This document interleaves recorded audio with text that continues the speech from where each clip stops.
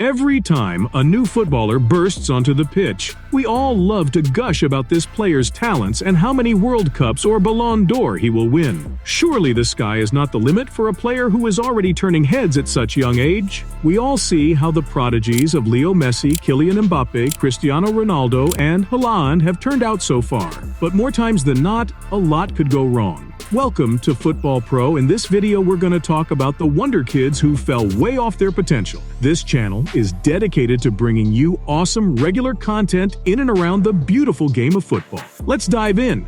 Alen Halilovic.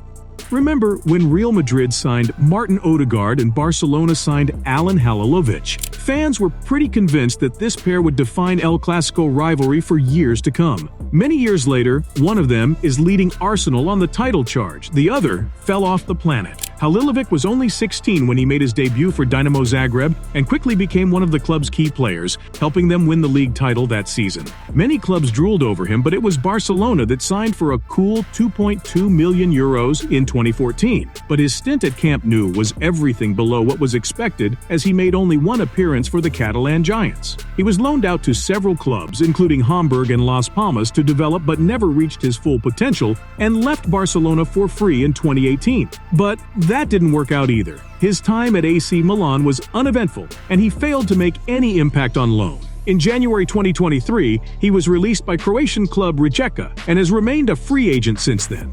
Ansu Fati rose from being an African immigrant to wearing Leo Messi's iconic #10 shirt at Barcelona. The guy's got some serious football genes running through his blood, with his dad and elder brother both being former footballers. Fati joined La Masia in 2012 after playing for the Sevilla and Herrera youth teams. Fast forward a few years, and this kid made his senior debut at the ripe old age of 16, becoming the youngest player to score a league goal for Barcelona and the youngest footballer to score in the Champions League for any Spanish club. And he didn't stop there. In his first career start, he became the youngest player to score an assist in the same game in La Liga history. And he even became the youngest player to score a brace in the league's history. This kid was looking like a generational talent, and things were looking up. But like all good things, it couldn't last forever. Fati got a red card after a reckless foul in the Barcelona derby, and then the next season, he got injured and was sidelined for 9 months. He came back strong and even won the La Liga Player of the Month award ahead of Messi in September 2020, but then got injured again and was out for another 3 months. Now, his form issues have compounded with injuries, and he's fallen out of favor with Barcelona. The future doesn't look too bright for Fati, as Barcelona is looking to offload him to Wolves this summer. It's a tough break for the kid, but hopefully he can get back on track and show the world what he's made of. Alexandre Pato.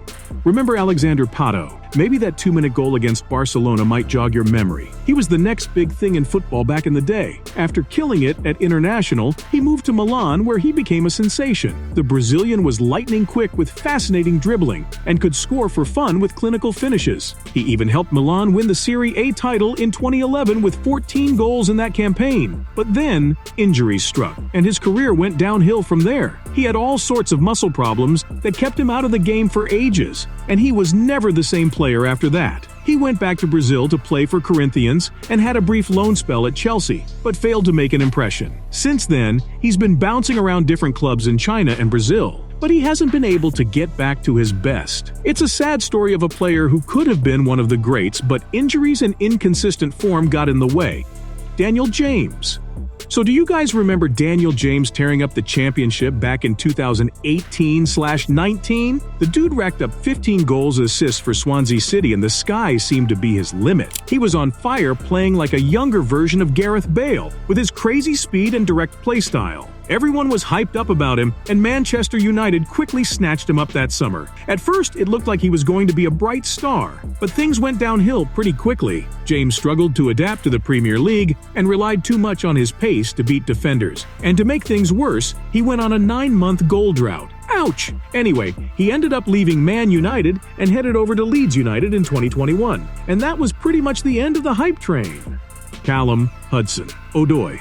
Hudson-Odoi is a name that was on everyone's lips a few years ago, He was the talk of the town at the Cobham Academy, where he contributed to Chelsea's Under-18 Premier League title and back-to-back Youth FA Cups. Odoi quickly became a fan favorite after making his senior debut in 2018 for his contributions to the 2018-2019 Europa League title. With his blistering pace and quick feet, it's no surprise that he caught the eye of England manager Gareth Southgate, becoming the youngest player to make a competitive debut for the Three Lions. But even after landing a 5-year contract and showing flashes of brilliance under Thomas Tuchel, Hudson-Odoi just couldn't establish himself. Injuries and inconsistency became his major nemesis. Even though he contributed to Chelsea's UEFA Champions League win in 2021, he never justified the hype that surrounded him as a youngster. Fast forward to this season and Hudson-Odoi finds himself on loan at Bayer Leverkusen, struggling to make an impact in the Bundesliga. With just 1 goal in 21 appearances so far, he's fallen down the pecking order behind the likes of Moussa Diaby, Florian Wirtz, and Adam Hazlek. We can only wonder where it goes from here. Oh, by the way, a lot of hard work and care goes into these videos, so if you could help us out and click that lovely subscribe button, we'd greatly appreciate it. Don't forget to give this video a thumbs up too. Royston Drenthe. Royston Drenthe's football career is a real bummer. He kicked things off with Feyenoord in the Netherlands and soon moved up to Real Madrid in 2007. Unfortunately, he struggled to get a spot on the starting lineup and had to go on loan to Hercules and Everton. Although he had some great moments, he couldn't keep it consistent, and his behavior off the field was a bit dodgy. Things got worse for Drenthe when he went to Russia's Alanya Vladikavkaz, where he dealt with depression and money issues. He went on to play for a few teams in Turkey but never hit the high notes that he did earlier in his career. In 2016, Drenthe threw in the towel and took a break from football to pursue music, and he's released some tunes under the name Roya Two Faces. He later came out of retirement to play for some time. He would earn a few contracts with clubs around the continent, but none of these flourished. Drenthe announced bankruptcy in 2020 after losing about £3.2 million. It is truly sad to see his career end the way it did. Ricardo Quaresma. Quaresma had scouts drooling over his moves at Sporting CP and eventually signed for league rivals FC Porto, where he won several titles including the UEFA Champions League. But despite his undeniable talent, Quaresma was inconsistent and often lacked discipline, which made it hard for him to become a regular starter at the clubs he played for. Although he had brief stints at big clubs like Barcelona, Inter Milan, and Chelsea, he didn't quite make the lasting impact he wanted. Towards the end of his career, Quaresma played for some lesser-known clubs in places like Turkey and the United Arab Emirates, but his performances were mostly forgettable. Quaresma will always be remembered for his incredible skill and has left a long-lasting impact with his mind-blowing travels. It's just a shame that he wasn't able to reach the heights that his talent promised. Jese Rodrigue. Jese Rodrigue was once the talk of the town when he made his debut for Real Madrid. He was lightning fast, had mad dribbling skills, and was great with the ball at his feet. He even played a crucial role in Real Madrid's Champions League victory back in 2014 and later in 2016. However, things quickly went south for Jese as injuries and off-field dramas started to take a toll on him. He had a run-in with the law after allegedly assaulting a cop in a nightclub, and he also got caught up in a high-profile paternity scandal that caused a stir in Spain. G's behavior and attitude outside of the pitch were also under scrutiny, as he was often spotted partying and drinking in the media. Sadly, these controversies and his inconsistent performance led to his downfall in football. Cristian Pulisic.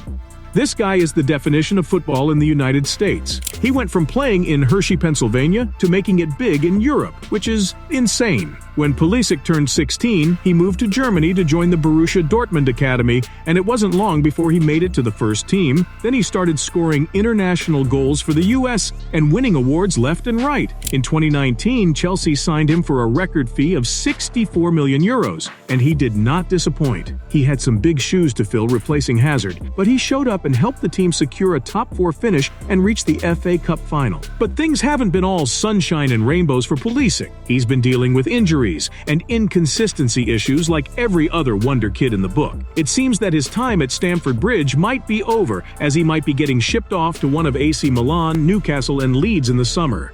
Charlie Musonda.